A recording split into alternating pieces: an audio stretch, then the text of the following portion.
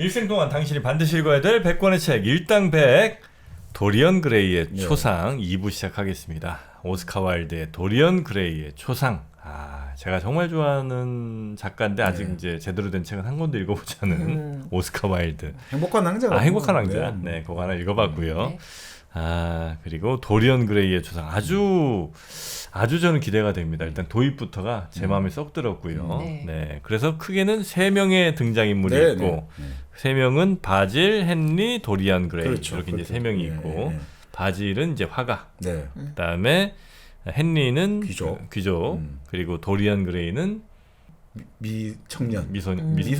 뭐 20살 정도 막 아주 꼽히는 그런 사람이 이제 등장합니다. 그렇죠. 자, 그래서 이제 그 초상화를 놓고 헨리와 바질이 이야기를 하고 있었는데 바질 입장에서는 이 헨리 여기서 친구끼리 편하게 부를 때는 해리라고 부르는데 이 해리가 도리언을 만나는 것 이걸 원하지 않는다고 말을 해요. 질투의 감정들. 질투의 감정. 왜냐하면 아무래도 이 자기 친구하고 도리언 그레이 만나면 이 도리언 그레이가 이 자기 친구한테 빠질 것 같거든요. 워낙 이게 언변이 좋고 아주 사상이 독특하고 이러니까 아무리 자기가 지금 도리언 그레이를 좋아하는데 이 친구한테 빼앗길 것 같단 말이죠. 그래서 안 만나주면 좋겠어 하는데 그때 집사가 전가를 갖고 오는 거죠. 지금 도리안 그레이 씨가 오셨습니다. 그래서 화가가 부탁을 하는 거예요. 제발 정말 이 도리안 그레이 얘 내 소중한 친구니까 그를 망치지 말아주게. 이 친구야말로 내 그림에 마법을 불어넣어주는데 그를 빼앗아 가지 말게. 이 질투심이 좀 들어있는 거예요. 자, 그래서 이제 소개를 하는 거죠. 자, 옥스퍼드 시절에 내 오랜 친구 헨리 워튼경을 소개하네. 자, 그래서 이제 헨리가 이제 도리안 그레이 실물을 보게 된 거잖아요. 이렇게 나오죠. 세심하게 굽어진 주홍빛 입술, 해맑은 파란 눈동자, 곱슬곱슬한 금발 머리카락, 젊음의 모든 정열적인 청순함, 청춘의 모든 순결함. 그러니까 세상에 물들지 않게 지금 이 얼굴표현이 나타나 있는 거죠. 그러니까 이걸 딱 보자마자 바질이 이 청년을 숭배하는 것도 무리가 아니겠구나. 한눈에 혹 간다 이거죠. 그 아까 말씀드린 일부에서 말씀드린 베니스에서의 죽음 보면 그 작가가 그 예술가가 어떤 소년을 보자마자 이거 완전히 뭐 어떻게 할 수가 없는 거예요, 진짜. 너무 반해버리는 느낌들. 그런 것들하고 좀 비슷한 것 같아요. 젊음. 뿜어져 나오는 젊음이 너무 아름다운 거 아니에요? 그럼 바질 같은 경우는 지금 몇 살이에요, 헨리랑? 나이대가 여기서는 나요? 이제 그래도 이제 차이가 꽤 나는 거죠. 적어도 한 30대 후반 그렇죠, 후반 정도 이렇게 30대 정도 이렇게 생각하시면 될 것 같아요. 막 상당한 중년이다 이렇게 보시면 돼요. 자, 그래서 이제 이야기를 주고받는데 이제 헨리 워튼이 워낙 이제 독설과 역설과 궤변과 재치 있는 말을 잘하니까 이게 당시 영국 귀족들의 그 하나의 어떤 가지고 있어야 될 재능이에요. 이 말로 절대 지면 안 되거든요. 말을 재치 있게 해야 되고 평범한 말을 하고 식상한 비유를 쓰면 아웃이에요. 그래서 항상 기발한 표현과 의표를 찌르는 말상 이런 걸 해야 되거든요. 그러니까 도리온 그레이 같이 우리가 생각해 보면 한 이제 20이 채 될까 말까한 그 젊은이가 갑자기 이 사람이 이 세상과 예술과 인생의 모든 진리를 쭉쭉쭉 말하면 완전 그게 혹 반해버리잖아요. 그러니까 이런 식으로 이야기하는 거죠. 영향을 준다 이렇게 하는 게 모든 영향은 부도덕하다는 거예요. 왜냐하면 그 사람에게 이 지금 말하는 사람의 영혼을 강요하는 거다 이거예요. 그래서 영향을 준다는 것은 부도덕한 일이다. 그러니까 결국 영향을 받은 사람은 자기 본래의 사고를 하지 못하게 된다 이거죠. 그리고 본래의 열정을 불태우지 못하게 된다 이거죠. 그래서 가장 안 좋은 영향을 주는 게 뭐냐? 바로 도덕과 종교라는 거죠. 도덕, 종교 이런 게 결국은 자기의 본래적인 사고를 하지 못하게 만들고 그냥 우리는 박애주의를 실천하며 살아야 돼. 복음주의를 실천하며 살아야 돼. 이거는 내 의지도 아니고 내 이성도 아니라는 거예요. 그런 식으로 이제 막 말을 하는 거죠. 그래서 결국 인생의 목적은 뭐냐 다 이제 설명을 하는 거죠. 인생의 목적은 자기 개발이 있고 자기의 본성을 완벽하게 깨닫는 것, 그게 바로 인생의 목적이라네. 내 자아가 무엇을 원하는지, 내 마음이 어디로 가라고 하는지 이것을 당신은 알아야 된다. 자, 그런데 오늘날 주변을 살펴보게 이 세상 모든 사람들은 그런 본래의 자기 자신을 만나는 것을 겁을 낸다는 거죠. 그렇잖아요. 그래서 우리가 가장 숭고한 의무는 자기 자아를 소유해야 되는데 그거를 지금 잊어버리고 있다. 우리에게 용기가 사라져 버렸어 하면서 막 설명하니까 도리언 그레이가 갈수록 반해지는 거죠. 그러면서 뭐 유혹을 왜 거부하고 유혹을 왜 저항하느냐. 유혹을 없애는 유일한 방법은 그것을 인정하는 거다. 이런 식인 거죠. 그것에 저항하려 들면 들수록 당신의 영혼은 오히려 더 병들게 된다는 거죠. 왜냐하면 이것은 금지한 것인데 금지할수록 더 갈망하게 되고 또 이것은 부정한 것이라 라고 하니까 나는 부정한 사람인가 더 병들게 된다는 거죠. 그러니까 인정을 해라. 이러니까 이 헨리가 쏘아대는 은혜의 화살이 도리언 그레이의 가슴에 계속해서 뭡니까 10점 골드가 되는 거죠. 그러니까 도리언 그레이가 막 순식간에 빠져들어갈 수밖에 없는 거죠. 그러면서 또 같이 정원으로 가서 쫙 이제 도리언 그레이가 너무 많은 말과 정보를 듣다 보니까 머리가 어질어질하는 것 같아요. 감동을 받아가 정원으로 가니까 헨리가 따라가가지고 다시 이 라일락 꽃단기를 맡으면서 또 쫙 이야기를 하는 거죠.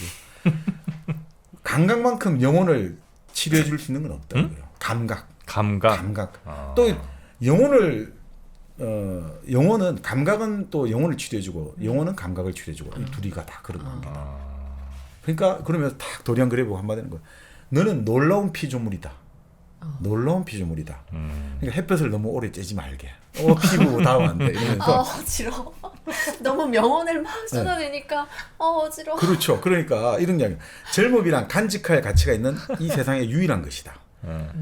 자네는 지금 어디를 가도 모든 세상 사람들이 다 매혹시키지만 그게 언제까지 계속될까?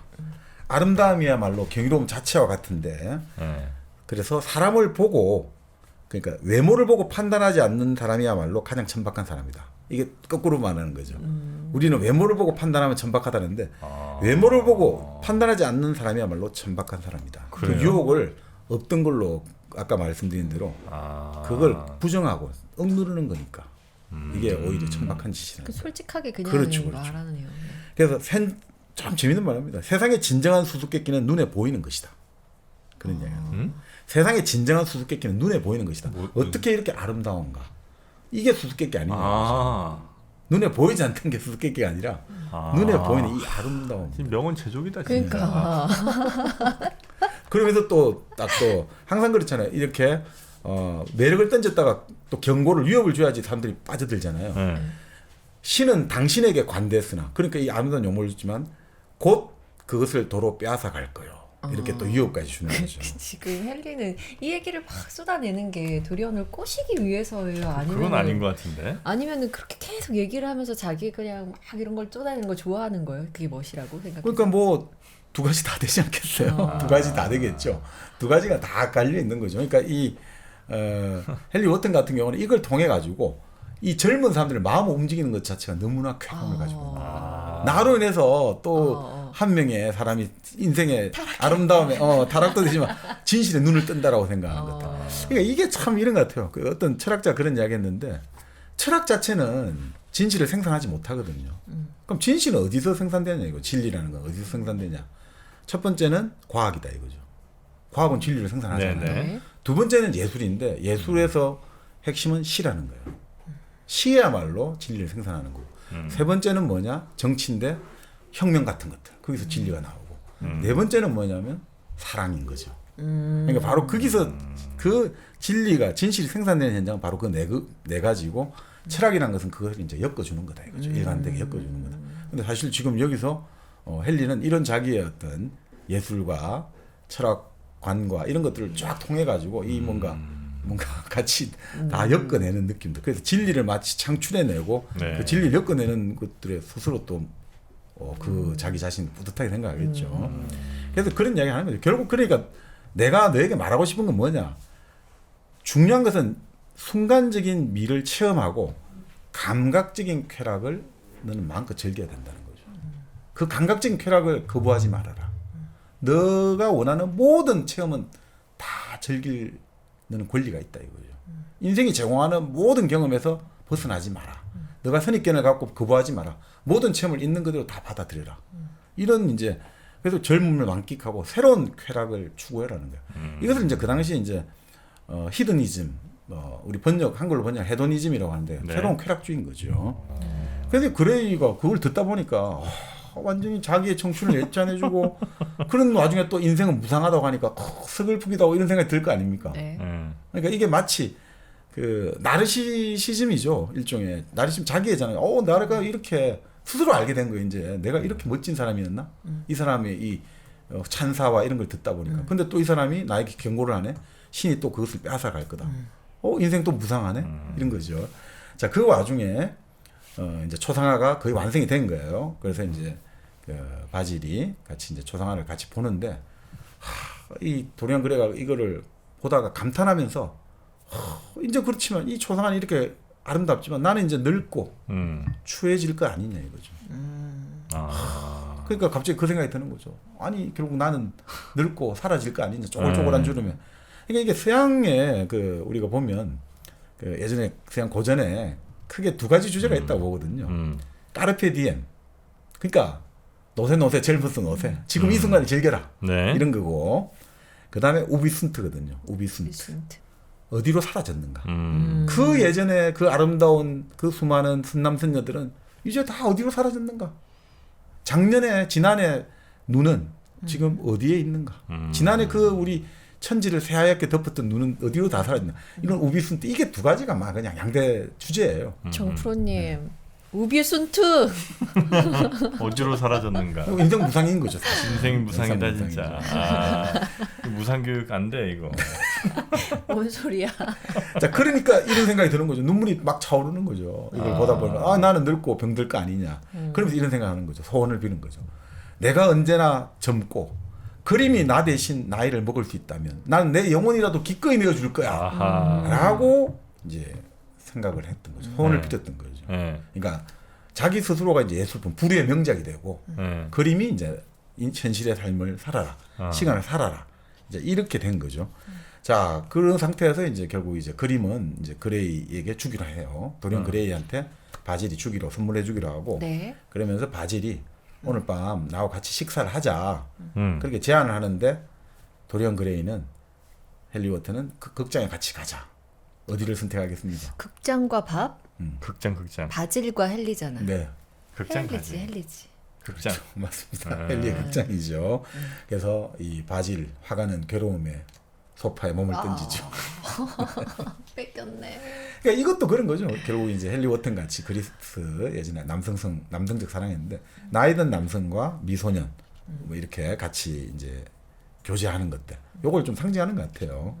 자, 그런 다음에 이제 헨리가 이제 자기 삼촌을 찾아가요. 숙부를 찾아가가지고 도리안 그레이에 관한 정보를 이제 수집하려고 평판을 좀 수집하려고 찾아가요. 그러니까 알고 보니까 도리안 그레이는 켈소경이라는 귀족의 외손자예요. 근데 이 사람은 알고 보니까 아버지가 일종의 육군 소인데 귀족이 아니었던 거죠. 그러니까 자기 엄마가 이 귀족의 엄마가 이제 이 야반 도주를 같이 한 거예요.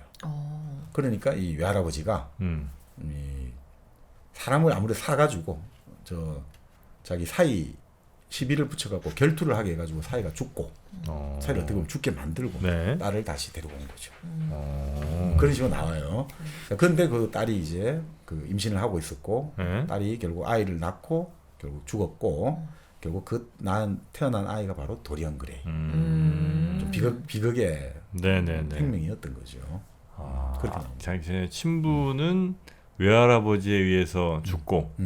아무래도 그렇게 이제 설정이 돼 있죠. 하여튼 뭐 그런 상황이 이제 놓이게 만들어서 이제 그런 소문이 있다 이렇게 됐고 엄마는 자신을 낳고 죽은 거죠. 죽었다. 둘 다 죽었다. 근데 이렇게 되면 보통 뭐 어느 논문들에 보니까 이제 어릴 때 이제 유복자로 태어났다든지 어린 시절에 이제 어머니를 일찍 잃었다든지 여러 가지 이런 것들을 할 때 초자가 많이 발달한다는 거예요. 초자라고 하죠. 우리 인간의 내면화된 어떤 도덕관이라고 할까. 슈퍼에고가 많이 발전한대요. 그러니까 그런 것들이 좀 심리적 특성 남아있다고 합니다. 그래서 항상 뭔가 양심이라고 할까. 그것들이 어떻게 보면 상당히 크게 작용한다고 해요. 더 강하게. 오히려 충분하게 이제 오이디푸스 그 컴플렉스의 어떤 과정을 거치지 않았기 때문에 오히려 초자가 더 크게 작용한다고 해요. 네네네. 자, 그런 상태에서 이제 결국 이런 거죠. 옛 친구에 대해서는 아무것도 알고 싶지 않은데 새 친구에 대해서는 항상 모든 걸 알고 싶은 게 인간이다. 참 맞는 말이죠, 그렇죠. 옛 친구는 아무것도 알고 싶지 않고 그러니까 자, 그래서 자기가 딱 이런 이야기를 들어보니까 이 그레이의 아름다움이란 거는 이런 환경에 의해서 더 완벽한 모습이 되었구나. 그죠? 그런 생각이 드는 거죠. 자, 그렇게 해서 이제 결국 이제 자기 고모 댁에서 그레이하고 같이 식사를 하게 되는데 네. 이제 그레이는 계속해서 헬리하고 이야기를 하고 싶은 거죠. 헬리랑 얘기하는 게 너무 재밌군요. 듣고 싶은 거죠, 사실 네. 한다기보다. 그래서 뭐 헬리가 항상 하는 이야기, 똑같은 이야기 해주는 거죠. 네가 유혹하는 모든 것들을 다 경험하고 그리고 그런 것들을 해보는 게 인생이다. 죄 짓는 거 그런 거 너무 두려워하지 마라. 뭐 이런 식으로 하니까 얼마나 막 그냥 뭐라고 할까, 뭔가 새로운 세상, 천지가 새롭게 열리는 느낌을 주는 거죠. 자, 그 상태에서 이제 그레이가 헨리 워튼 경의 집을 가가지고 기다리고 있는데 서재에서 헨리 워튼 경의 부인을 만나게 돼요. 부인하고 이야기를 나누는데 부인이 그런 이야기 하는 거죠. 당신이 말하는 건 전부 우리 남편이 말하는 거하고 같은 내용 같다. 우리 남편이 했던 말을 똑같이 듣는 것 같다는 거예요. 그러니까 너는 우리 남편 말에 지금 푹 젖어 있구나. 네가 말하는 게 전부 우리 남편이 했던 말하고 같다. 이렇게 말을 하죠. 결국 이제 뭐 그 부인, 그러니까 여기서 보면 재밌는 그 당시 부부 풍속이 나오는데 네. 그냥 거의 무늬만 부부식으로 나오죠. 그리고 우리는 둘이서 어디서 지내는지 모르고 어느 집에 파티에 갔다가 서로 거기서 만난다네. 이런 식의 이런 것들이 좀 나오죠. 자, 그러면서 뭐 부인을 떠나고 나서 이제 절대 결혼하지 말게 이렇게 이제 헨리가 결혼을 하면 안 되네 이런 식으로 나오죠. 여기서. 자, 그런데 이 말을 듣다가 도리언 그레이가 그런데 저는 지금 여배우 시빌 베인이라는 여배우와 사랑에 빠졌습니다라고 고백을 하는 거예요. 도리언 그레이가 네, 여기서 이게 무슨 소리야 이러니까 당신 때문에 내가 진짜 인생의 모든 걸 알고 싶은 막 욕망이 부글부글 끓어오르더라. 그래서 내가 어떻게 했느냐, 대중들이 찾는 극장 같은 데를 가고 싶었다 이거죠. 그런 식의 대중들이 어떻게 살아가는지. 극장을 지나다가 뭔가 간판이 들어와가지고 그 극장에 들어갔는데 그 극장에서 시빌 베인이라는 정말 이 아리따운 여성이 이 연기를 하는데 거기 나는 완전히 반해버렸다. 네. 라고 이야기하면서 이런 이야기예요. 인생의 가장 소중한 낭만을 저는 찾게 되었어요. 이렇게 말하거든요. 근데 헨리가 아주 재밌는 말하죠. 아니야, 정정하겠네. 인생의 첫 번째 낭만이야. 인생의 첫 번째 낭만이야. 인생에서 단 한 번만 사랑하는 사람들이야말로 진정 천박한 사람들이라네. 그걸 왜 천박하다 할까? 이런 들어보십시오. 그들의 헌신이나 정절은 무기력한 습관이나 상상력의 부족의 다름 아니라네 이런 거죠.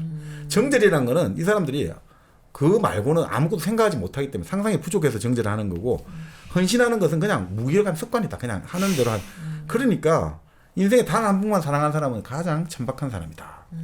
그러면서 감정적인 삶에서의 충실함, 우리 충실하게 삶을 지내야 된다. 이런 것들은 지적인 삶에서의 일관성과 같다. 지적인 삶에서의 일관성은 아무것도 아니라는 소리거든요. 지적인 삶은 끊임없이 변해야 되잖아요. 발전하고. 근데 그러면 뭐냐? 지적인 삶의 일관성은 무지 그 상태로 계속 있는 건데 감정적인 삶에서의 충실함도 바로 그런 거다 이거죠.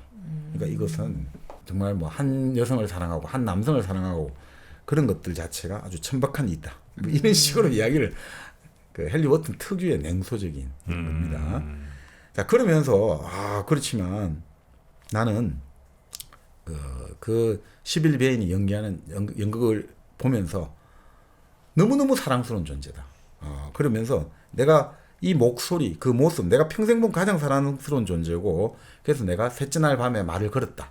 그리고 이제 이제 이 사람하고 나는 이제 완전 결혼을 하겠다 결심했다. 뭐 이런 식으로 나와요. 근데 재밌는 게 그 여자를 예찬하는데 오로지 배역 이야기밖에 안 해요. 그녀가 줄리엣 역할을 할 때 이렇고. 근데 이 사람은 지금 환상인 거예요. 예술을 좋아하는 거예요. 현실에서의 11배인이 아니라. 극에서의 예술. 만난 것도 무대에서 만난 거잖아요. 연극 보러 가서 만난 거. 만날 하는 이야기도 그냥 무대 배연기 이야기밖에 안 하는 거예요.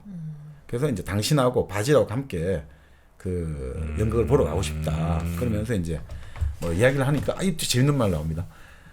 그 바질에 대한 이야기가 나오는데 그래가 그런 이야기가. 근데 바질하고 난 이야기하다 보면 바질이 좀 속물같이 느껴진다 이런 이야기 하거든요. 속물같이 느껴진다. 헨리가요? 아니 도리언이? 도리언 그레이가. 근데 헨리 워튼이 아주 재밌는 말을 합니다. 왜 그런 줄 아냐고. 바질은 가장 매력적인 것들을 작품 속에 담아 놓거든. 그렇기 때문에 모든 매력적인 건 작품 속에 다 넣었기 때문에 그의 삶에는 그가 지닌 편견, 원칙, 상식밖에 안 남게 되니까 그렇다. 그래서 예술가 중에 인간적으로 유쾌한 예술가는 모두 예술가로서는 서툴다는 거예요.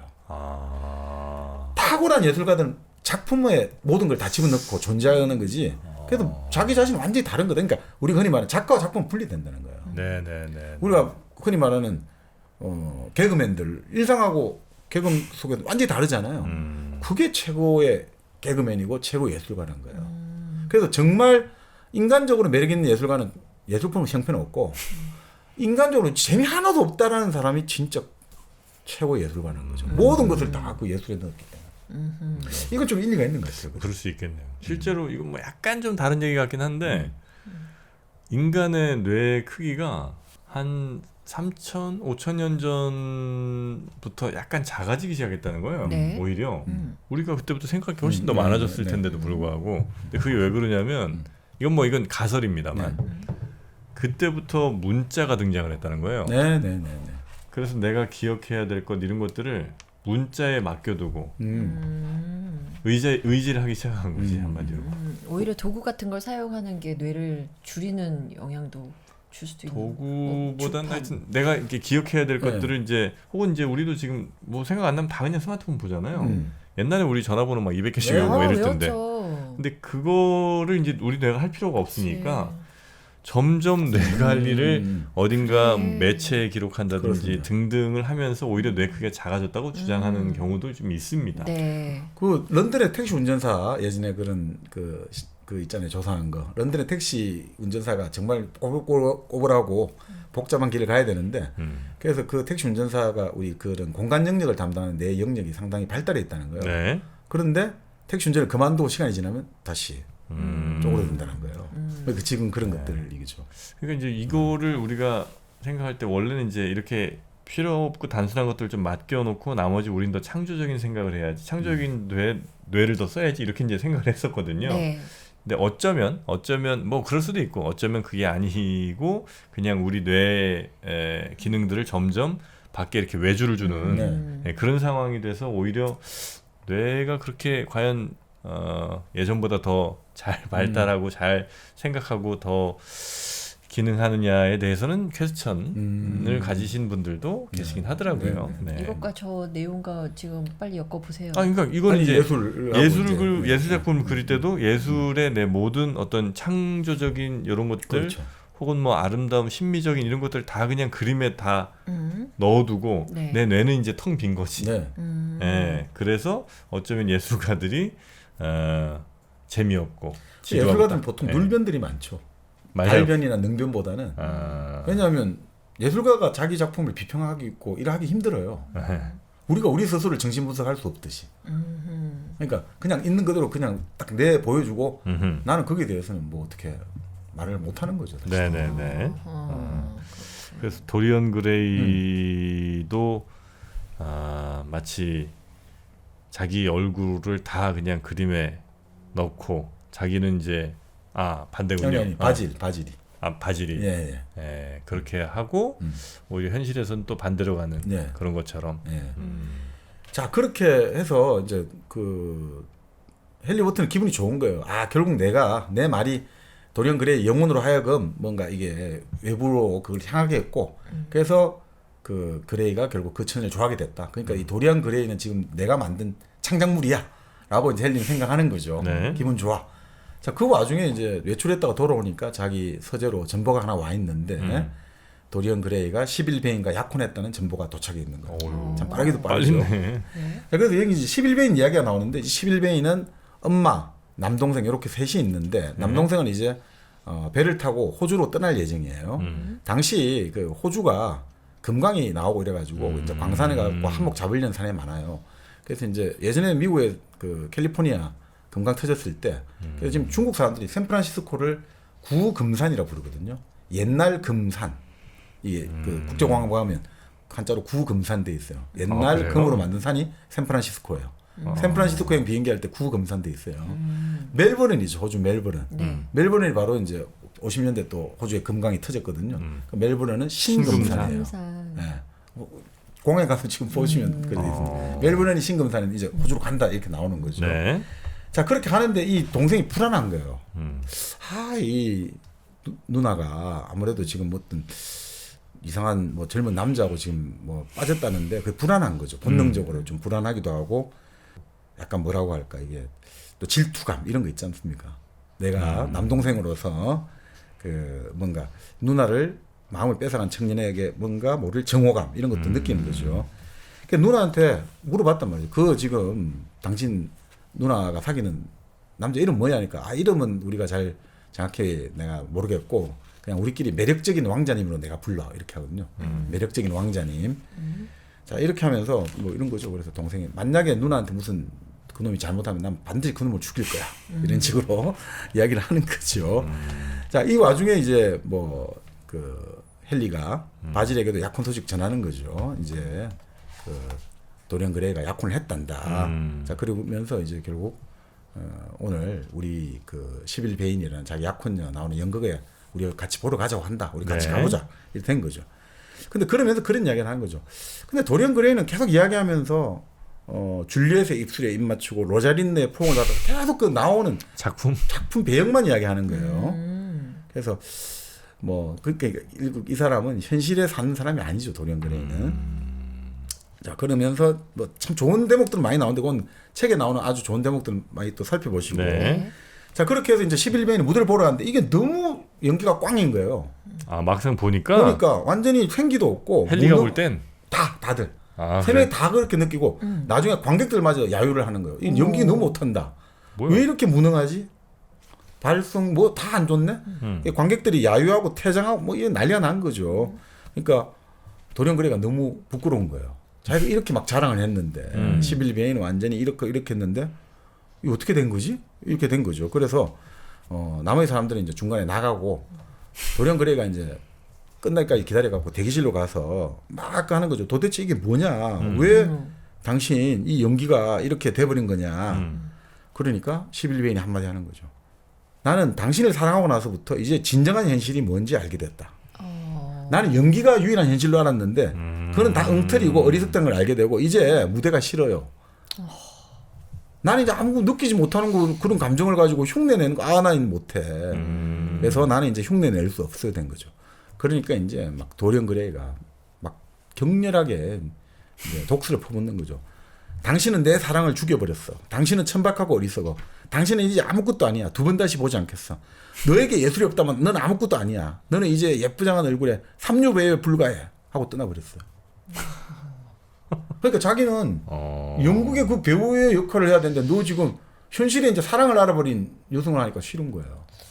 이게 마치 김동인 소설 광화사에 나오는데 아주 못생긴 용모추한 화가가 그 눈먼 처녀의 그 아주 아름다운 처녀의 초상화를 그렸는데 마지막에 이제 눈동자를 다 그리려고 하는데 날이 깊어가지고 그냥 다음날 아침에 그리자 했는데 그날 밤에 어떻게 잠자리를 가지게 되거든요. 그러니까 다음날 딱 그리려고 하는데 이 눈먼 처녀가 이미 성의 기쁨을 안 눈동자가 되거든요. 그래서 막 이렇게 하다가 처녀를 죽여버려요. 마치 그런 것들. 너는 말이야 이런 예술과 환상의 주인공이 돼야 되는데 이 현실을 알아버리고 나서 딱 그런 느낌이에요. 그러면 예술가들은 절망하게 됐다 이거죠. 나의 비너스가 사라져버렸어. 네네네. 엄청난 현실의 여인이 되었구나 이래 돼버린 거예요.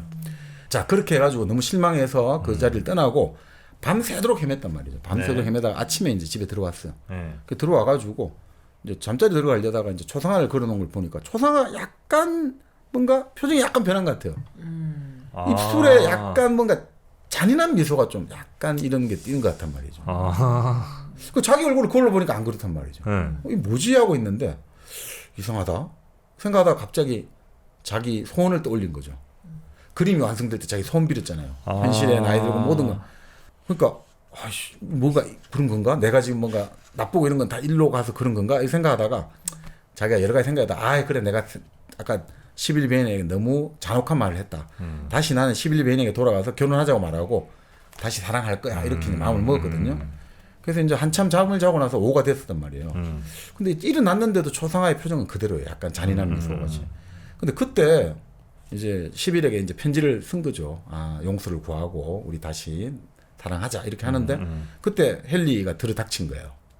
헨리가 들이닥쳐가지고 하니까 자기가 이제 내가 어제 좀 실망했지만 11배인하고 결혼하겠다 이런 말하니까 헨리가 깜짝 놀라는 거예요. 목숨 끊었구나. 예, 너 지금 무슨 소리 하냐고. 너 내가 아침에 편지 보낸 거 안 받았냐니까. 전부 안 받았다니까. 11베인이 죽었어 이런 거야. 자살했어 이런 거예요. 신문에 온통 지금 그 기사밖에 안 났어. 그래서 내가 혹시 이거 잘못되면 너가 이게 추문에 휘말리면 큰일 나니까 너를 보호하려고 내가 지금 어디 가지 말라고 내가 지금 급하게 찾아온 거네. 그러면서 이 신문에 보니까 11베인이 극장을 나서다가 대기실에 뭔가 두고 온 게 있어요. 얘가 올라갔다가 안 나오더라는 거예요. 가보니까 분장실에서 청산가리를 먹고 쓰러졌다는 거예요. 그래서 이 비극에 자네가 얽혀들지 않게 조심해야 하네. 그러니까 오늘은 그냥 나랑 식사하고 저녁에 오페라를 보러 갔어요. 거긴 또 예쁜 여성들도 있다네. 이런 거예요. 어떻게 보면 이제 그 11베인은 환상의 세계 속에 살았는데 이제 로맨스 여주인공이 될 수 없으면 결국 현실에서는 죽을 수밖에 없는 이럴 수도 있고. 자, 그런데 이 도리안이 처음에는 가책감과 충격을 느낄 거 아닙니까? 네. 양심의 가책. 근데 참 상처받지 않아요. 이 귀족들의 특징들 상처받지 않아요. 냉정하잖아요. 자기 중심, 자기밖에 모르잖아요. 귀인들은. 그래서 이런 이야기로 끝내요. 내 정원에 슬픈 기억을 잊게 해줄 양귀비 꽃을 심어야겠군요. 양귀비가 망각을 뜻한다고 그래요. 나중에 또 아편을 하게 되거든요. 마약. 그걸 상징하는데. 그러니까 또 헨리경이 멋있는 말을 합니다. 그럴 필요 없어. 인생은 언제나 자신의 손에 양귀비 꽃을 마련하고 있다네. 그죠? 시간 지나면 다 잊혀진다. 이 말이죠. 그거를 인생은 언제나 자신의 손에 양귀비 꽃을 갖고 있다네. 이런 식으로. 참 냉정한 인간들입니다. 그래서 결국 이제 뭐 이런 이야기 하는 거죠. 난 그녀에게 그래도 가혹하게 대했어요. 그러면 헨리가 또 한마디. 여자란 가혹함을 무엇보다 즐겨. 그들은 해방되어도 여전히 지배받는 것을 좋아하지. 그렇지만 그녀는 다시 이 생명 다시 얻지 못할 거잖아요. 그녀는 마지막 자신의 부분을 연기했단 말이야. 이런 식으로 계속 이제 위로해주고 격려해주는 거예요. 그녀는 자신의 마지막 부분을 연기했다. 자살하는 것까지도 연기라고. 그러니까 눈물을 낭비하지 말게. 그녀는 어떤 다른 여주인공들보다 현실적이지 않으니. 이미 여기는 연극의 세계에서 살다가, 그러니까 여기서 이제 바로 그 작가의 예술관이 드러나는 거죠. 네네네. 예술은 거짓을 위한 거짓이란 거예요. 순수한 그 자체가 예술의 본령이라는 거예요. 그래서 진리라는 것은 예술보다 하위에 있다고 보는 거예요. 예술의 아름다움이라는 것은 거짓 그 자체. 근데 어설픈 거짓말. 가장 대표적인 게 여기서 정치인으로 꼽아요. 정치인들은 사실을 어설프게 거짓말로 하려고 하니까 가장 어설픈 사람들이라는 거예요. 사실을 왜곡하려고 하니까. 근데 진정한 예술가는 거짓을 위한 거짓을 만드는 사람이 최고의 예술이라는 거예요. 네네네. 참 그런 뭐 같은 것 같습니다. 네. 그래서 이렇게 뭐 자기 위로해주고 하니까 뭐 도리언 그레이는 그날 오페라 극장에서 만나기로 해요. 사람도 아니죠, 그렇죠? 자기를 그 말을 듣고 지금 자살한 자기의 연인을 약혼했다고 해놓고 죽었다는 이야기 듣고 바로 또 이 말 몇 마디 듣고 오늘 나는 극장에서 또 다른 여자 만나야지 이렇게 하는 거란 말이죠. 헨리란 존재가 없었으면 저렇게 안 됐으려나?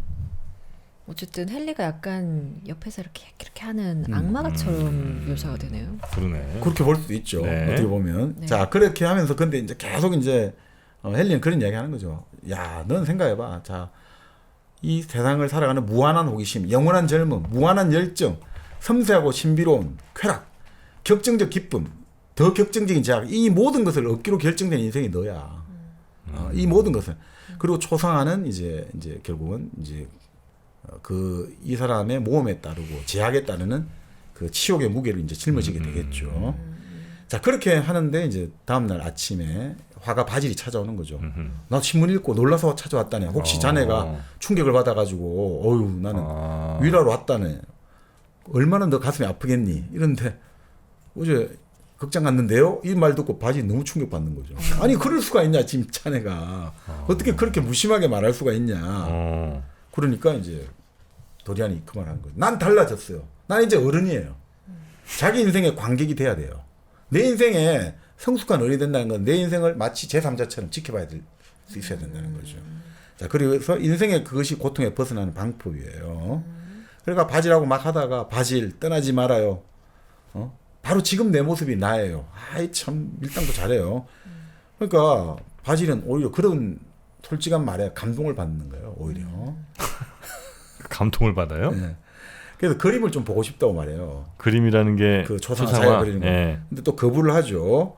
아니 왜 그러냐, 왜 그림 보고 싶냐 이러니까 아니 출품을 하고 싶다. 출품 안 하려고 했는데 아니야, 이제 출품을 다시 하기로 내 마음을 먹었어. 왜냐하면 이제 그런 이야기를 하는 거죠. 예술이란 예술가를 드러내기보다 더 철저하게 예술가를 감춰준다는 거예요. 예술이란 예술가를 드러내기보다 오히려 더 철저하게 예술가를 감춰준다는 거예요. 예술은 너무너무 추상적이라는 거예요.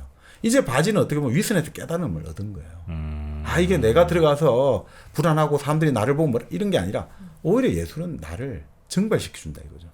진정한 예술은 우리에게 진리를 만들어주는 거지 내 개인의 자서전을 보여주는 게 아니거든요. 네네네. 그래서 이제 어떻게 보면 뭐라고 할까, 일종의 만약에 호모섹슈얼로 치면 이제 커밍아웃을 생각하고 있는 거죠.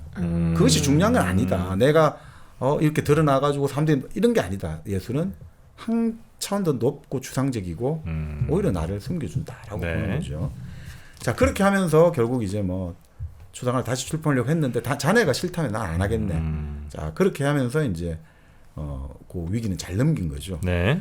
자, 그러면서 이 사람이 이제 그림이 아무래도 삐딱하게 좀 입술이 잔혹한 것 같으니까 아예 이 그림을 옛날 안 들어가는 옛날 공부방 거의 완전 창고 같은데 옮겨놓도록 하인들에게 지시를 해요. 아, 이거 좀 아무래도 그림이란 게 불안하잖아요. 네. 근데 이 창고로 옮긴다. 아무도 안 쓰는 뭐 지하실 이런 데가 결국은 사람의 무의식이거든요. 네. 내가 보여주기 싫은 걸 억압하는 거죠. 어디 우리가 방에 뭘 가둬 놓는다. 네. 창고에 가둬 놓는다는 것은 나의 어떤 자아가 지금 도저히 견딜 수 없는 뭔가를 어디 숨겨 놓는다, 억압한다는 걸 뜻한 것 같아요. 자, 그러면서 이제 누굽니까, 이제 헨리 워튼경이 그런저런 이야기를 하면서 11병 이야기 관련한 거 하면서 책을 한 권 줘요. 이 책이 이제 보면 이 책대로 결국 도리안 그레이는 살기로 결심하거든요. 이 책이 이제 말 그대로 당시 프랑스의 아주 대표적인 책이었는데 이제 연구 결과에 따르면 그 프랑스의 위스망스의 소설 거꾸로에 나오는 그 주인공이에요. 자기 하고 싶은 거 모든 거 다 실험해보는. 그래서 이제 도리안 그레이는 이 책을 읽고 그 책의 영향대로 한번 살아보기로 결심하는 거죠. 자, 그러고 나서부터 런던의 사교가에서 이상한 소문이 떠돌기 시작합니다. 그렇지만 도리안 그레이 둘러싸고 저거 좀 이상해. 이렇게 소문이 떠돌지만 막상 도리안 그레이를 만나본 사람들이 전부 다 안 믿는 거예요, 그 소문을. 왜냐하면 사실 사람은 얼굴에 다 드러나는데 도리안 그레이는 너무나 티 없이 맑고 아름다운 얼굴. 그 자체다 이거죠. 더러운 건 다 그림으로 가니까. 네. 네. 그리고 이 도리안 그레이가 그 어느 순간마다 한 번씩 비밀스러운 오랜 외출을 마치고 돌아온다는 말이죠.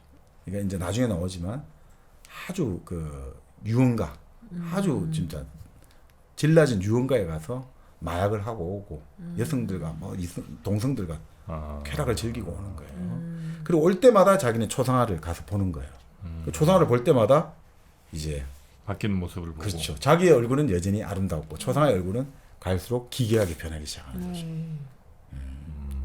그러면서 자기는 또 오히려 더 나르시시즘도 느끼고, 그죠? 자기 아름다움에 점점 반하게 되고, 네. 또 영혼의 타락을 보면서 또 뭐 그런 쾌감을 느껴지게 되겠죠. 그러니까 이런 것 같아요. 인생에 대한 호기심이 충족될수록, 그러니까 우리가 그런 이야기 하지 않습니까? 뭔가 건드릴수록 더 커지듯이 흙이라는 것은 배를 채울수록 더 커진다는 거죠. 그러니까 이제 내가 한번 저 이상한 술집 가서 계속 마약도 하고 뭐 할수록 계속 더 하고 싶은 거죠. 더 이제 그게 역치가 높아지니까 웬만한 자극으로는 성이 안 차니까 더가 되는 것 같아요. 자, 그런데 그럼에도 사교계의 이제 명성을 유지해야 되잖아요. 네. 그러니까 정기적으로 자기 집에도 파티는 열고 이렇게 하면서 뭔가 위선적인 삶을 살면서 이제 쾌락은 즐기고 이런 뭐라고 할까, 인생의 매 순간순간마다 하여튼 우리는 쾌락에 집중해야 된다, 뭐 이런 식으로 이야기하는 거죠. 그 이후로 이제 도리안 그레이는 음악에도 관심을 가졌다가 향수에도 관심을 가졌다가 보석에도 관심 가졌다가 유물론에도 관심 가지고 종교에도 관심 가지고 끊임없이 이제 이런 데 관심 가졌다가 또 다른 데 몰두하거든요. 네. 결국 망각을 위한 수단인 거죠. 내가 지금 뭔가 나쁜 짓을 하고 있다는 것을. 그래서 그런 그 아니었느냐. 근데 그렇게 몇 주간 그렇게 몰입하다가 또 뭐 하냐? 또 아평굴로 가서 며칠씩 있다 오는 거예요. 이게 패턴이 되는 거죠. 그러니까 참 이게 오스카 와일드가 이 사람의 어떤 그 뭐라고 할까, 이런 쾌락이라고 할까, 이런 모험들, 이런 것들이 가져다 주는 이 패턴들 정말 잘 파악하고 있는 것 같아요. 그러면 진짜 누군가는 오스카 와일드 자기 이야기 아니야?라고 그럴 할 수 수도 있죠. 있겠네요. 바로. 네, 맞습니다. 네, 그러니까 참 이게 그런 거죠. 바로 그러니까 사람들이 그래서 나중에 이 소설 이게 재판에 증거로 사용되기도 합니다. 그러니까 이걸 보면서 갈수록 혐오감도 느끼고 쾌감을 느껴요. 그림을 보면서 자기 행동과 행동의 결과로 인한 그림의 추하고 일그러진 모습 보면서 쾌감도 느껴요. 그림이 짊어진 흉한 그 모습, 그 그림자를 보면서 내가 혐오스럽다 이런 생각도 들는 동시에 네. 아까도 말씀드렸지만 개성이 제일 중요하다 했지 않습니까? 제약을 저질렀기 때문에 이 개성이 만들어졌단 말이죠. 그러니까 거기에 대한 쾌감도 느끼지는 거예요. 그러니까 묘한 그런 것들이죠. 제의식과 그 제의식이 반복되는 것들. 그러니까 제의식이 쾌감인 거예요, 사실은. 인간이 왜 자꾸 제의식을 가지는 행동을 베풀하느냐? 제의식을 느끼고 싶어서. 그게 쾌감이거든요. 그러니까 사람은 절대 단순하지 않은 거죠. 우리가 반성하는 그 자체가 쾌감이거든요. 반복되는 것이 쾌감을 주기도 하거든요. 나를 타락시켰을 때. 네. 근데 그게 그 타락이 중요한 게 아니라 쾌락이 아니라 난 타락했구나라면서 반성한 내 자신에서 쾌감을 느끼는 거예요. 사실 그게 더 쾌감입니다. 사실. 예. 그런 내 자신. 야, 오스카 와일드는 굉장한 그 인간에 대한 통찰이 있네요. 예. 여러 지점에서 네. 굉장히 감탄 중입니다. 저는 어떻게 느끼냐면 타락을 자기 자신을 타락시켜본 사람만이 쓸 수 있는 글을 쓰는 것 같은 거예요. 저는 글을 저는 약간 저렇게까지 자기를 타락시킨다. 뭐 이렇게 약간 제 3자의 입장으로 보는데 근데 지금 약간 부러워하시는. 뭔가 잘못을 저지르고 그 잘못을 반성하는 나를 보면서 그 모습에 감탄하고 네네. 그 모습에 자기 만족을 한다는 거죠. 그렇죠. 그러니까 내가 지금 뭐 어떤 작가가 그런 이야기 하지 않습니까? 내가 지금 이런 거부할 수 없는 유혹에 빠졌고 그래서 그 유혹에 빠져든 내 자신이 혐오스럽고 경멸스럽고 근데 그걸 또 바라보는 내 자신 혐오하고 경멸한 내 자신을 바라보면서 나는 성숙한 인간이야. 뭔지 너무 궁금해. 이거가 안 와요, 잘. 네, 나 이게 너무 궁금해. 나는 이건 약간 좀 다르지만 네. 그 예전에 한번 말씀드렸던 네. 것 같긴 한데 아주 저 대자연의 막 멋진 풍광을 봤어요. 네. 그러면서 또르르 정도 한 줄기 눈물이 흘러. 너무 아름다워서. 네. 그런데 내가 그때 드는 생각이 정말 이 자연이 너무나 아름다워서 내가 지금 이 눈물이 난 건지 아니면 이 자연에 감동하는 그리고 이 자리에 서 있는 내 자신이 너무 멋있어서 눈물이 한 방울 또르르 흐른 건지 그때 막 내가 고민하기 시작했거든요. 난 그 심리. 이 심리가 너무나 나는 와닿습니다. 그 왜 SNS 있었잖아요. 어떤 여배우인가 가수가 나는 가끔 눈물 흘린다. 그런 심리, 그런 것들 속에서 그걸 보면서 난 너무 멋있는 거죠. 그런 것들. 예. 그래서 이제 내가 어떤 잘못을 저질렀다 반성하는 모습, 혹은 뭐 좀 불우한 분들을 도와주는 모습, 그렇습니다. 아름다운 것에 감탄하는 모습, 이런 것들이 내가 생각한 이상적인 내 모습 같은 그런 걸 막 이렇게 상정을 하는 거죠. 그래서 거기에 이제 쾌감을 막 느끼고, 저는 너무 이해됩니다. 네. 자, 이러면서 완전히 이런 이중생활을 즐기면서 계속해서 이제 타락을 하고 있는데 이제 38살이 되었어요. 도리안 그레이가. 시간이 꽤 지났죠. 한 18년 지났어요. 근데 벌써 38이 됐어요. 18년 그동안 계속 타락을 하고 있습니다. 계속 타락.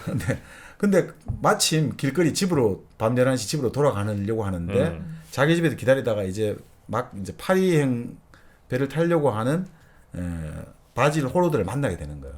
호로드가 아이고 자네 집에서 기다렸는데 안 와가지고 내 지금 막 가려고 하다가 만나 다행이네. 화가가. 네. 그래서 이제 집에 가서 이제 이야기를 하는 거죠. 잠시만 좀 자네 집 가서 하자 이래가 돼가지고. 나는 지금 이제 여기를 떠나가지고 파리에 가서 6개월간 그림에 집중하려고 한다. 근데 지금 너에 대해서 너무 안 좋은 이야기가 많이 돌아. 추문이 이거 전혀 그렇지 않겠지. 자네 얼굴에 나타나는데 얼굴이 곱잖아. 그러니까 난 안 믿지만 사교계 사람들이 자네에게 처녀나 귀부인 소개해 주는 걸 다 끓인다네. 같은 방에 두 개 하지도 절대 안 한다네. 왜 이런 거지? 그리고 자네 때문에 자살한 청년도 있고 자네 때문에 경력을 망친 신사 귀족들이 너무 많다네. 이거 어떻게 된 거지? 그러니까 막 하는 거죠. 말도 안 되는 헛소리 하는 거다. 괜히 사람들이 밥 먹고 이러면서 그냥 상류층이 방탕하다고 수군대면서 마치 자기도 근사한 상류층인 것처럼 그렇게 하는 거다. 그런 말을 믿냐? 이렇게 하는 거죠. 그렇지만 나는 내 친구가 편지를 하나 보여주더라. 내 친구의 부인이 죽어가면서 그 편지를 쓴 건데 거기에 자네와의 관계를 다 폭로한 편지가 있더라. 도대체 자네 뭐 하는 사람인가? 자네 지금 왜 사람에게 다른 사람들을 수렁에 빠뜨리느냐? 좀 대답을 해주게. 과연 내가 자네를 그동안 그림도 그리고 이렇게 오랫동안 사귀었는데 내가 자네를 알고 있는가? 내가 그 대답을 내가 하려면 내 자네 영혼을 봐야겠네 이렇게 말한 거예요. 자네 영혼을 내가 보고 싶네. 내가 아는 사람 너 맞냐? 그렇죠. 그러니까 갑자기 그레이가 격분하기 시작한 거죠. 안 그래도 뭔가 찔리고 있었는데 그래서 갑자기 내 영혼을 보고 싶다고요? 그러면 그림을 봐라 하면서 그 바로 옛날 서재였던 창고 같은 방에 데리고 가는 거예요. 그래서 이제 그림을 딱 보여주는 거죠. 네. 그러니까 이제 바질이 난리가 나는 거죠. 그 그림에 네. 이게 도대체 어떻게 된 일인가? 이 얼굴은 도대체 뭐냐? 이렇게 수치 줄어든 머리카락, 생기가 이런 눈, 이 추악한 얼굴, 이게 도대체 어떻게 된 거야? 나는 이런 그림을 그린 적이 없다네. 그러니까 이제 도리언 그레이가 말을 하는 거죠. 내가 그때 이 그림이 완성됐을 때 소원을 빌었다. 그러니까 말도 안 되는 소리 하지 마라 이런 거죠. 바질 입장에서는. 이 뭔가 캔버스에 곰팡이가 피었나? 아니면 내가 썼던 물감의 성분에 문제가 있나? 이것은 도리언 그레이 자네가 아니네. 이것은 정말 호색한 애 얼굴이고 악마의 눈이라네. 이렇게 하는 거죠. 그러니까 이때 어떤 사람은 이런 이야기 하는 거죠. 이게 유미주의에 물들어 있었지만 이 작가가 이제 이걸 통해 가지고 좀 이 작품을 통해서 이 유미주의랄까 예술을 위한 예술의 좀 비판적인 자기의 생각을 또 드러낸 거 아닌가 뭐 이렇게 보기도 합니다. 자 그러니까 막 뭐 이런 막 이야기를 하다가 기도하게 너무 늦었어요 이렇게 서로 예술가리 부딪히는 거예요. 바질은 도덕을 상징하는 거죠. 그리고 그레이는 아니야 본능대로 살자. 그러니까 이 예술가리 충돌하면서 결국 갈등을 일으켰고 바질로 상징되는 어떻게 보면 도덕이라고 할까 사회적 금기인데 갑자기 막 정오심이 들끓은 그레이가 칼을 하나 옆에 보이니까 칼을 가지고 막 바질의 등 뒤에서 사정없이 마구 찔러버려 죽여버린 거예요. 그 화가를 죽여요. 죽여버려요. 그런 다음에 이거 죄책감을 느끼는 게 아니라 이거 어떻게 해야 은폐를 하지? 이거 어떻게 해야 이제 이 알리바이를 만들지 해가지고 알리바이 만들려고 갑자기 집을 나가요. 옷 갈아입고. 그래서 갑자기 한참 돌다가 집에 와서 띵동 띵동 초인종 눌러요 일부러. 하인을 깨워요. 자 이제 야 지금 몇 시야? 새벽 2시입니다. 내 2시에 왔다. 이거 딱 알려주고 그런 다음에 와가지고 이제 시신을 어떻게 처리해야 될까 고민했단 말이죠. 그래서 인명부를 찾아보니까 앨런 캠벌이라는 이름이 딱 나오는 거예요. 앨런 캠벌. 화학자인데 자기하고 5년 전에 아주 절친이었는데 이후 무슨 사건이 있어서 헤어졌어요. 네. 그러니까 여기서 약간 나오는 것은 둘이 약간 동성애 관계 있는데 앨런 캠벨을 배신한 것 같아요. 그 이후로 앨런 캠벨은 절대 도리안 그레이를 보지를 않으려 그러고 웃지를 않아요. 자 그런데 결국 앨런 캠벨에게 전가를 보내가 일단 급한 일이 무조건 오라고 해가지고 앨런 캠벨이 왔어요. 자네 나한테 부탁할 게 하나 있네. 나 때문에 자살한 사람이 하나 있는데 그 시신 하나를 한 줌의 죄로 좀 바꿔주시오. 이렇게 부탁을 하는 거예요. 자네 화학자잖아요. 앨런 캠벨이 나는 절대 거절하겠네. 막 이렇게 이제 절대 안 된다니까. 도리언 그레이가 사실을 말한 거예요. 사실 살인을 했다네 내가. 그러니까 나는 반드시 나를 도와줘야 돼. 나 살인해서 이제 그러면 나 교수에 가서 죽어. 그러니까 나를 도와줘야 돼. 그러니까 안 된다고 계속 거절하니까 아주 비열한 수법을 쓰는 거죠. 그래? 그러니까 뭐 종이 같은 걸 하나 꺼내가 읽는 척 하더니 자네 한번 읽어보게 된 거야. 거기 읽고 나서 앨런 캠벨이 완전 부들부들 되는 거죠. 왜? 자, 자네 말이야. 자네가 만약 이 내 부탁을 거절하면 나는 이미 외부에 편지 다 보낼 준비가 다 돼 있네. 그러니까 자네가 이 편지가 공개되면 자네 얼마나 치욕스럽겠나. 연애 편지 같은 거구나. 그러니까 이제 결국 앨런 캠벨이 그 동의하는 거죠. 그래서 필요한 약품하고 이런 걸 하인을 시키고 다 한 다음에 결국 2층에 가가지고 이제 자 자네 나가 있게 내가 알아서 하겠네 해가지고 이제 뭡니까 약품으로 다 처리를 하나 봐요. 5시간 지나서 이제 앨런 캠벨이 내려와요. 잘 있게 우리 다시는 서로 만나지 않기로 하세요. 하고 끝낸 거죠. 시신이 다 사라진 거예요. 5시간 만에 이제 화학약품으로 다 시신을 증발시켜버린 거죠. 자 그런 다음에 그날 밤에 이제 그 사건이 있고 나서 또 도리언은 태연하게 파티에 참석하고 평상시처럼 우아하고 침착하게 하는 거죠. 이런 이야기를 해요. 사람은 자신을 가장할 때가 가장 편안해 보이는지도 모른다. 연기를 할 때가 가장 편안하다는 거예요. 자기 있는 모습을 보일 때가 가장 불안하고 이렇게 연기를 할 때가 사실 가장 편안할지도 모르죠. 통찰이 있다. 통찰이 있죠. 그런 건 좀 느끼잖아요. 그것도 아니야? 잘 모르겠죠. 그러니까 연기를 할 때부터 편하잖아요. 사실. 가장 뭐가 진짜인지 솔직히 잘 모르겠지만 하여튼 가장 그러니까 마치 그 옷 벗고 누구에게인가 서 있는 것 같은 느낌인 거죠. 그냥 그대로를 보여주는 네, 거예요. 아이고 맞습니다. 저는 이제 워낙에 사람들을 만나는 걸 좀 두려워하는 편이거든요, 제가. 아 그래요? 네, 그래서 저는 그게 싫어서 내가 연기하고 내가 이렇게 나 자신을 그러니까 뭔가 보여줘야 되잖아요. 근데 그것도 싫어. 연기하는 것도 싫어. 그래서 혼자 좀 있으려고 하는 편이어가지고 약간 그래서 그 가장 대중을 상대하는 또 직업을 하고 계시잖아요, 그죠? 아 그러면 제가 지금 연기하고 있는 거잖아요.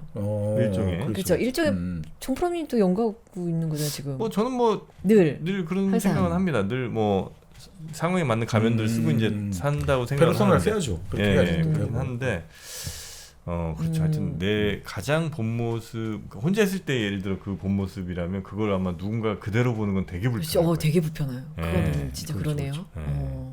맞습니다. 그래서 그렇게 가장을 하고 또 그렇죠. 파티를 가요. 가고 이런 이중적 삶에 또 끔찍한 쾌감을 느끼는 거죠. 또 느껴. 그렇죠. 내가 지금 사람을 죽여놓고 그죠? 그 새벽에 사람 죽이고 지금 나 저녁에 또 이렇게 또 파티 파티 와서. 즐기고. 그러니까 돌아와가지고 이제 그 숨겨둔 그러니까 사람은 이제 처리했지만 그 바질의 외투와 가방 이건 남아 있었거든요. 그거를 이제 벽난로에 넣어가 다 태워요. 예. 그런 다음에 결국 야간 외출을 또 떠나죠. 예. 아편골로 떠나는 거죠. 또 불안감을 해소해야 되니까. 자 이렇게 이제 뭐 시간은 지났고 이렇게 왔습니다만 결국 이런 것 같아요. 이제 헨리는 계속해서 이제 그런 이야기 하거든요. 영혼은 감각으로 치유하고 하면서 계속해서 이제 도리언 그레이를 예찬해주고 결국 감각으로 치유하는 게 아니라 결국 도리언 그레이는 망각으로 치유를 해야 되잖아요.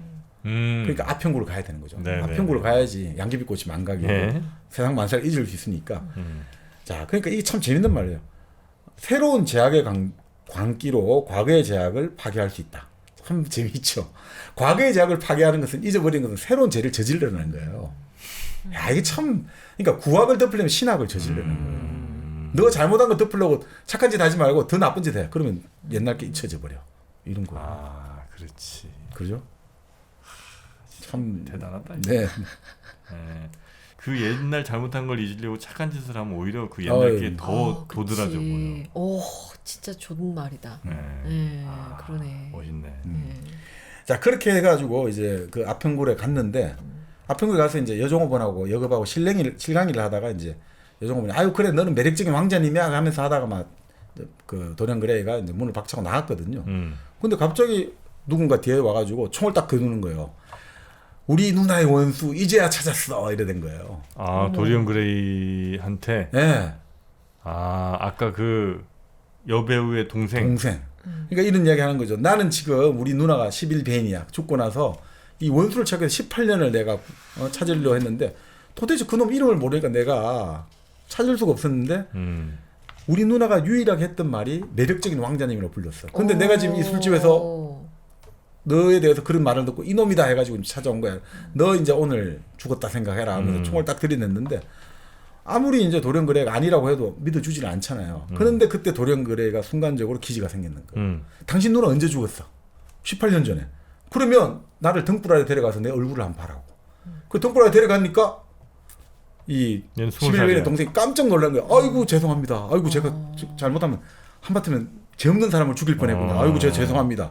왜냐하면 18년 동안 했으면 많이 변해야 되는데 딱 그때 그대로잖아요 얼굴이. 그러니까 이 사람 아니구나. 18년 세월 지났으면 나이가 어떻게 되니까 내가 그렇죠. 잘못하면 죄 없는 사람 죽일 뻔했다 이렇게 갔단 말이죠. 그래서 이제 바로 다음부터 조심하시오 하고 여기 도리언 그레이는 사라지고 근데 여종업원이 아까 실강에 된 여종업원이 나와가지고 야 너 아까 그 남자 쫓아갔는데 잘 됐냐 이러니까 아니야 내가 엉뚱한 사람을 쫓아갔어. 저 내 원수는 18년 전에 우리 누나를 죽였는데 거기는 이제 아주 얼굴이 이제 20살밖에 안 됐더라고 이러니까 여급이 막 뭐라 하는 거예요. 야 저놈이 내가 지금 저놈을 18년 동안 보고 있는데 저 얼굴 그대로야. 너가 지금 속은 거야. 그러니까 아이고 이래 되는 거죠. 이렇게 이제 나옵니다. 자 그렇게 해서 위기 일발 잘 이제 그걸 넘기고 나서 네. 도리언 그레이가 이제 다시 돌아왔는데 그래서 이제 헨리 경 있죠. 헨리 워튼 그쪽에 이제 그 여동생을 또 소개시켜줘요. 이 대화가 네. 또 아주 재밌는데 그건 너무 기니까 뭐 다 설명드릴 수 없고 그래서 또 헨리 경의 여동생이 또 여기를 좀 좋아하는 그런 러브라인이 형성되는데 그때 이제 이야기하다가 좀 지쳐가지고 온실을 갔단 말이죠. 근데 온실 창가에서 자기를 지켜보는 제임스 베인을 발견하고 이제 도리언 그레이가 기절을 해버려요. 그 이제 찾아온 거죠 이제 이 사람을 수소문해가 여배우의 남동생. 네. 네. 그래서 이제 얘가 나를 감시하고 있구나 생각하니까 이제 집에 들어가서 못 나오는 거예요. 간신히 사흘 만에 이제 외출을 한 거죠. 네. 그래서 혹시 내가 제임스 베인을 온실에 본 게 진짜인가 아니면 환영인가? 내 양심이 혹시 그럴 수 있죠. 환영을 본 거 아닌가 이런 생각하다가 자기 저택 그 시골 저택에 산토끼 사냥을 하러 사람들을 같이 갔는데 거기 이제 합류를 하는 거예요. 근데 토끼 사냥을 하다가 갑자기 이제 그 토끼 덤불에 총을 잘못 쐈는데 거기 사람이 한 명 그거 왜 들어갔어? 가다가 이제 그러니까 뭐 신음을 하고 죽어버린 거예요. 그냥 몰입꾼이 잘못 들어가서 토끼 사냥할 때 몰아주잖아요. 네. 죽은 줄 알았는데 그 저택 관리인이 도리언 그레이가 런던 돌아가려고 하는데 보고를 좀 드려야 될 것 같습니다. 죽은 사람이 우리 몰입꾼이 아닙니다. 우리 동네 사람이 아니에요. 근데 아무리 봐도 제가 보니까 선원 같아요. 이거 뱃사람 같아요. 네. 깜짝 놀라갖고 그 사람 내가 보러 가야겠다. 그래서 딱 얼굴을 시신을 확인해 보니까 바로 제임스 베인이야.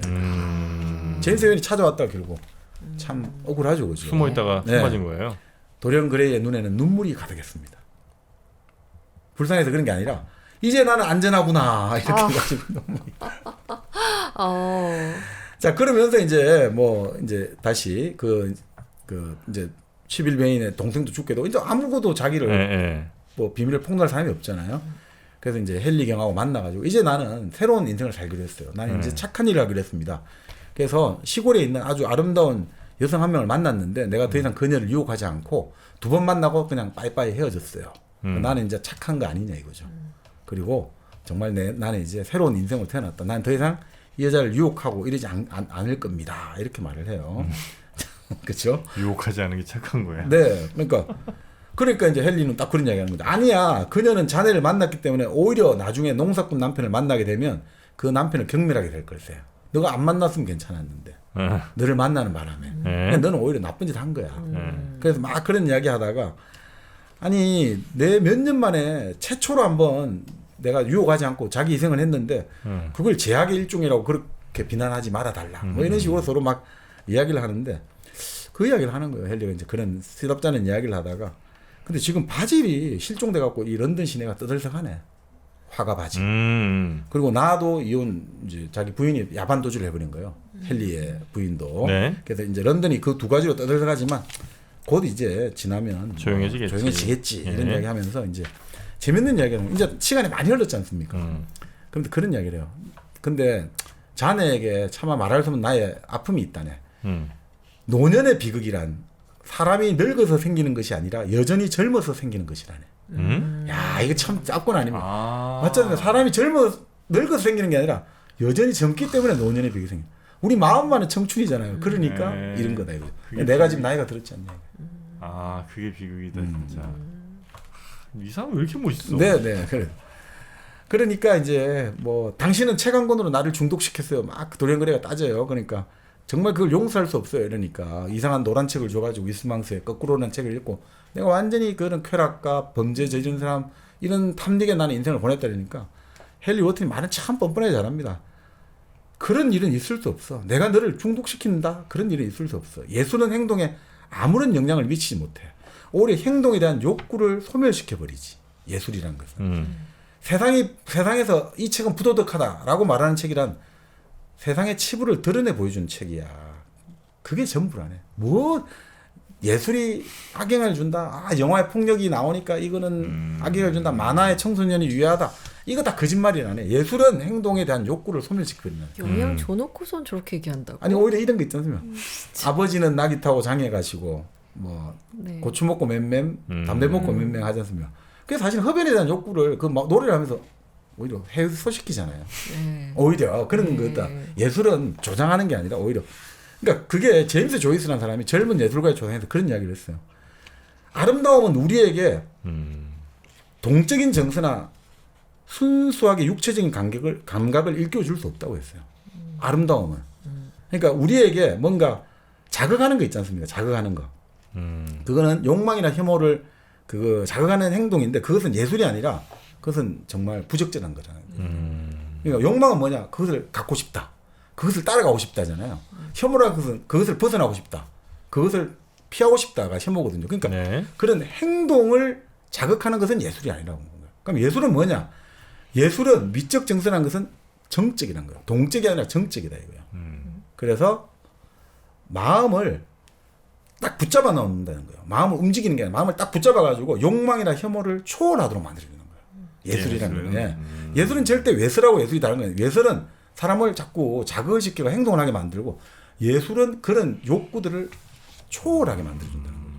우리가 말하는 라비스망이라고 했습니다만, 사람이 어떤 뭔가 강탈당한 느낌, 내 영혼이 마치 빼앗겨버린 느낌. 그래서 딱 붙잡아 있는 거예요. 어디에 붙잡혀 있느냐? 연민과 공포에 붙잡혀 있는 거예요. 연민과 공포. 우리의 마음을 붙잡아가서 그 고통을 겪고 있는 인간과 결부시키는 감정이 연민이란 거예요. 카타르시스, 연민. 그리고 카타르시스는 연민과 공포를 다 같이 갖고 있거든요. 공포는 뭐냐? 그 우리의 마음을 붙잡아가지고 그 고통의 원인과 결부시키는 감정이 공포거든요. 그러니까 예술이란 것은 결코 뭐냐? 마음을 움직이게 하는 게 아니라 정적으로 딱 붙잡아주는 거다 이거죠. 그래서 절대로 예술은 육체적 감각을 깨우고 사람을 뭔가 욕망이나 혐오를 계속 자극하는 그런 건 절대 예술이 아니라고 보는 거죠. 그러니까 예술은 욕망을 자극하면 안 된다 이렇게 이제 보는 거죠. 근데 도리안 그레이도 여기서는 이제 약간 그런 해안의 감정을 느끼는 거죠. 당신이 나를 중독시켰고 당신을 용서할 수 없어요. 이런 거는 맨날 헨리 워튼 당신이 나 외모가 좋다, 외양을 예찬하고 감각과 쾌락에 살아라 했는데 그게 결국은 나를 파멸로 이끌었구나. 이런 젊은 날의 해안들 이런 것들이 좀 깔려있지 않나 싶어요. 자, 그런 다음에 이제 해리하고 대화를 마치고 기각한 다음에 내 인생의 모든 실패는 어떻게 보면 내가 그날 초상화를 보고 기도를 한 것에서 비롯된 거 아닌가. 그 오만한 죄를 범했기 때문에 내가 결국 이렇게 된 거 아니냐. 우리는 죄를 용서하여 주시옵고 이런 기도를 하면 안 되고 불의를 벌하여 주옵시고 이런 기도를 해야 되는 거 아닌가 이거죠. 처벌을 받아야지 정화가 된다는 거예요. 사람은. 용서를 받으면 사람은 정화가 안 된다는 거죠. 그래서 결국 내가 죄를 범할 때마다 처벌을 받았더라면 나는 어땠을까 이렇게 생각을 하는 거죠. 그래서 이런 이야기 하는 거죠. 나의 아름다움이 나를 파멸시켰는데 나는 여전히 그 아름다움과 젊음을 위해서 기도하고 있구나. 이 참 묘한 역설이겠죠. 그래서 결국 어떻게 했느냐. 결국 이렇게 되는 것 같아요. 도리안 그레이의 아름다움은 가면에 불과했고 그의 젊음은 조롱과도 같은 것이었다. 이제 조롱 경멸의 대상 아닙니까? 그래서 결국 이제 초상화가 궁금해지는 거죠. 과연 어떻게 변했을까? 그래서 이제 초상화를 딱 봤는데 예전보다 더욱 혐오스러웠고 그리고 이제는 뭐 손발에 다 피가 묻어 있는 거예요. 다 피가 묻어 있는 거죠. 그래서 결국 이걸 어떻게 해야 되겠냐 해가지고 결국 내가 이 살인이라는 과거의 짐에서 벗어나려면 이 초상화를 없애버려야겠다 해가지고 딱 보니까 예전에 그 화가 바지를 찌른 칼이 딱 눈에 띄는 거예요. 그래서 이제 초상화를 빵 찔렀거든요. 근데 갑자기 이 저택 전체에 길거리까지 악 하는 비명하고 쿵 하는 소리가 나는 거예요. 그래서 막 경찰이 다른 사람들이 달려오고 했는데 뭐 소리가 아무리 두드려도 문이 안 열려요. 그 와중에 하인들이 일어나가지고 이게 어떻게 해야 되나 하다가 아무리 찾아도 주인이 없으니까 이제 그 방문을 두드려 본 거죠. 근데 방문이 안 열리잖아요. 그래서 하인들이 지붕을 타고 베란다를 뛰어내려가지고 창문을 열고 들어가 보니까 바닥에 들어누운 남자의 가슴에 칼이 꽂혀 있는 거예요. 초상화는 그대로 걸려있고. 근데 이 남자를 딱 이제 정면으로 뒤집어 보니까 야위고 주름지고 아주 역겨운 용모의 남자가 있는 거예요. 이 사람이 도대체 누구지? 딱 보니까 손에 낀 반지를 자세히 살펴보고 나서야 그 사람이 누구인지 알 수 있다. 이걸로 이제 톳을 끝납니다. 초상화는 여전히 아름다웠다. 네. 이게 영화로도 많이 나옵니다. 네. 영화요? 네, 영화로도 엄청 많이 나왔습니다. 이 소설이? 이 소설 도리안 그레이를 관련한 영화가 엄청 그래요. 최근에도 나왔죠. 그 유명한 그 사람 있지 않습니까? 그 유명한 킹스맨에 나왔던 킹스맨의 그 젊은 애 아니면 젊은 애 말고 나이 많은 네. 저기 그 키 큰 아저씨. 멋진 아저씨인데. 네. 있어요. 하여튼. 네, 다음 여러분도 아실 겁니다. 네. 거기가 이제 헬리 워튼 경 역할을 하는 영화도 있었습니다. 그게 최근에 2000년대 제일 최신작일 거예요. 지금까지 이 다른 영화는 아주 많고. 그래요? 이건 뭐 현대적으로 변환해가지고 여배우가 나오기도 하고 여배우가 이제 도리안 그레이로 나오는 거죠. 나 영원한 젊음 이렇게도 나오고 영화도 아주 많고 뭐 그렇습니다. 진짜 그럴 것 같아요. 너무 재밌는데. 올랜도 옥스포드 맞나요? 아니요. 아니에요. 저기 콜린 퍼스. 콜린 퍼스. 동시에 거의 찌찌뽕 할 뻔했습니다. 아 좋다. 음. 좋아. 아. 이거 지금 소설 내용이야? 네. 네. 너무 마음에 드세요? 전 너무 마음에 드는데. 별로였어요? 저 재밌었어요. 너무 재밌었어요. 재밌게 들었어요. 네. 아 이건 영화로 만들기도 진짜 너무 딱 좋은 구도로. 네, 그러니까 일종의 범죄 심리 영화가 되기도 하고 그 화가를 죽고 나서부터는 이 마음 속에 여러 가지 그 네. 심리적인 변화들 그리고 그 초상화가 그죠 변하고 여기는 안 변한다 이런 뭔가 좀 약간 호러 판타지 느낌도 주고. 연극 뮤지컬 같은 걸 해도 굉장히 재밌겠네요. 네네네. 네. 그러니까 이게 어떻게 보면 지킬은 하이드의 느낌도 주고 우리는 사실 우리라고 하지만 나를 나라고 부를 수 있는 자는 과연 누구인가? 그렇죠, 진짜 그렇지 않습니까? 과연 나는 나인가? 네네. 네. 이런 것들도 되고. 이건 무조건 제가 삽니다. 이 책? 이 책 무조건 사겠어요. 엄청 마음에 들어하시네. 아 오스카 와일드. 네. 네. 뭐가 그렇게 마음에 드세요? 제일 마음에 드는 게 일단 뭐예요? 기본적으로 네. 인간에 대한 이해, 통찰이 정말 대단한 사람인 것 같아요. 아 예. 네, 그리고 삶의 혹은 인간의 작동 방식 같은 것도 와. 정프로님의 욕구를 그 욕망 늙고 싶지 않아. 약간 그걸 엄청 건드리고. 아 물론 이제 그거는 당연히 원하는 거지만 그게 현실화될 수도 없는 거니까. 또 정프로님이 젊었을 때 네. 타락시켰던 그 무수한 말들이 생각나잖아요. 순수하고 가장 아름다운 여자 옆에서 넌 타락해야 해. 욕망이 너를 치유할 거야. 그렇죠. 뭐 항상 젊었을 때 그런 말하는 분들 많잖아요. 그러니까 욕망이 가는 끝까지 너의 영혼을 가게 하라. 그것이 결국 너의 삶이고 너의 개성이고 더 이상은 없다. 넌 플러스 울트라 이런 이야기를 많이 하죠. 네.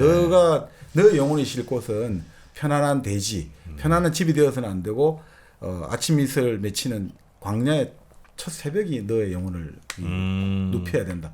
이런 이야기를 많이 하죠. 아, 밤 늦게까지 놀자는 얘기야? 네, 아하. 그렇죠. 밤새자는 얘기야. 네, 여러 의미로 정말 좋습니다. 아, 오늘 책 너무 전 좋았습니다. 네. 근데 사실 이걸 보다 보면 그렇게 예술지상주의를 강조했는데 결국 결론을 보면 좀 예술지상주의를 부정하는 느낌도 그러네요. 들고 네. 이게 뭔가 그렇게 대가당이라고 할까 신미주의, 유미주의, 예술지상주의였는데 그럼 마지막에는 이게 뭘까? 이게 비판하는 느낌 들잖아요. 그래서 이 소설이 여러 가지 이게 많거든요. 이 말 둘러싼 말. 왜 이런 구성을 했을까? 이 사람은 생각은 예술지상주의, 개인주의, 그 욕망의 절대화, 극대화, 대가당 이런 모든 욕망을 한번 다 시험해보는 실험 정신이 투철한 사람인데 왜 이렇게 했느냐? 이런 여러 가지 이야기가 있는데 첫 번째는 실수였다는 거예요. 실수. 작가가 이 실수를 저질렀다 마지막에 이 죽는 걸로 이게 뭔가 내가 좀 실수를 했다 이런 식으로 고백도 했다는 거예요. 그래요? 네, 그런 일도 그것도 고백도 있을 수 있고. 있고. 네. 두 번째는 당시 독자에게 영합하기 위해서 좀 권선징악을 그래도 해줘야 된다. 아, 마지막은. 네, 그런 이야기도 있고 네. 또 이제 당시 영국 사회 분열 정상을 보여준다는 거죠. 분열 정상을 이 빈부격차, 개인의 자아 분열, 세기말적인 그런 불안과 공포 이런 모든 것들을 보여주다 보니까 이렇게 딱 들어맞는 구성이 처음부터 짝이야 결말 이런 게 아니라 막 네. 이게 뭔가 말하고 뭐가 다르네 이런 느낌을 보여줬다 이런 이야기도 있고 또 어쨌든 여러 가지 있습니다만 결국 이제 결국 이 소설을 계기로 어떤 사람들은 좀 오스카 와일드는 좀 대가당적인 신미주의하고 작별한 건 아니냐 이런 이야기도 나오기도 하고 근데 꼭 그렇게 또 보기는 좀 아닌 것 같기도 하고 네. 제가 보기에는 어떻든 이게 결국 이 작가가 가지고 있는 불안과 고뇌가 있을 거 아닙니까? 그때 영국 사회 처벌받는 호모섹슈얼은 이런 것들도 있고 네. 그 와중에 또 그 사람은 그걸 드러내고 싶은 욕구도 있잖아요. 비밀이라는 건 항상 드러낼 때 가치가 있잖아요. 그러니까 그런 욕구도 있고 그런 것들이 묘하게 뒤섞이면서 그 불안과 고뇌가 이런 좀 분열적으로 어떻게 보면 나온 거 아닌가. 그리고 가장 좋은 책은 결국은 작가가 드러내고 싶지 않은 것을 드러내는 게 가장 어떻게 보면 좋은 책이거든요. 그냥 지당한 말, 누구나 듣기에 좋은 말. 이것은 작품은 아니죠. 예술품은 아니죠. 정말 드러내고 싶지 않은 건데 드러낸다 이거죠. 그게 사실은 예술이겠죠. 그러니까 그런 면에서 네. 아주 뛰어난 거 아닌가. 근데 결국 자연이 예술을 모방한다. 예술이 현실을 압도한다라는 오스카 와일드의 신념은 결국 이제 이 소설을 쓰고 나서 네. 5년 후에 그 재판, 영국 사회를 떠들썩게 만든 그 재판에서 결국 그대로 이 소설에 나타난 파멸이 그대로 재현되고 네.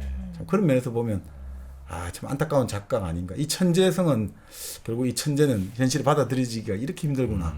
이런 생각도 좀 듭니다. 네네. 일종의 저는 이 초상화가 거울 아니었나 하는 생각을 이제 좀 하게 되는데 사실은 이제 내가 그거 볼 때마다 내 바뀐 얼굴을 봤는데 스스로 이제 자꾸 그걸 이제 부정하고 그렇게 했던 거지. 예, 뭐 그런 생각을 마지막에 혹시 뭐 거울로 밝혀지고 뭐 이런 거를 이제 약간 상상을 했었었는데 그쪽 결말은 아니었고. 네네. 네. 저는 오스카 와일드가 약간 예견하지 않았나 싶어요. 자기가 자아를 계속 실현을 하고 자기는 계속 타락해 왔잖아요. 네. 그거에 대한 예견을 이렇게 적은 다음에 그 다음에 그거대로 그냥 간 거지. 아니요. 아 그래요? 네. 근데 사실은 이 오스카 와일드는 이 스스로 자초한 이 재판과 그 이제 비극을 통해 가지고 본인이 항상 주장해왔던 어떻게 보면 그 신념들 있잖아요. 역사의 가장 최종적 가치 그리고 사람 삶의 최종적 가치는 결국 개성의 실현이라고 봤거든요. 누구도 따를 수 없는 개성을 실현한 거예요. 운명을 실현한 그렇죠. 거예요. 자기의 삶을 한 편의 예술 작품으로 만들고 간 그게 사람이에요. 진짜 예술이 되었네. 네. 네. 멋있다. 너무 멋있다. 재밌다. 좋습니다. 네. 자, 오스카 와일드의 도리언 그레이의 초상 오늘 여러분께 좀 함께 읽어드렸고요. 네. 끝으로 우리 일당백과 늘 함께 해주시는 1kg 커피 요 말씀까지만 드리고 마무리하겠습니다. 요즘 경쟁이 치열합니다. 카페업도 뭐 보통이 아니에요. 요즘 경기도 안 좋은데 그럴 때일수록 요 어려운 보릿고개를 잘 넘길 수 있도록 여러분이 하루에 2잔 드시던 커피 1kg로 먹으시다 이제. 네, 1kg 좀 늘려주시고 네. 그리고 주변 분들께 좀 많이 추천해주시고 커피는 또 뭐 좀 쟁여놔도 괜찮으니까 그렇죠. 좀 두둑하게 좀 넣어두시고 또 여름에 아이스 커피 많이 드시잖아요. 네, 그렇게 또 드시면 어떨까 하는 생각을 조심스럽게 여러분께 드려봅니다. 네, 이렇게 말씀드린 이유 잘 아시겠죠? 저도 한마디 해도 돼요? 한마디 하시죠. 우리 정프로님 진짜 광고 너무 잘하잖아요. 네. 그렇죠? 이렇게 광고 해드릴 수 있습니다, 여러분. 일당백에 광고 많이 넣어주세요. 아유, 고맙습니다. 네. 자, 그러면 1kg 커피 네이버에서 꼭 검색해 주시는 거 약속해 주시고요. 저희는 다음 주에 다시 정말 좋은 책, 또 재미있는 책으로 돌아올 것을 또 약속드리도록 하겠습니다. 네, 함께 해주신 여러분 고맙습니다.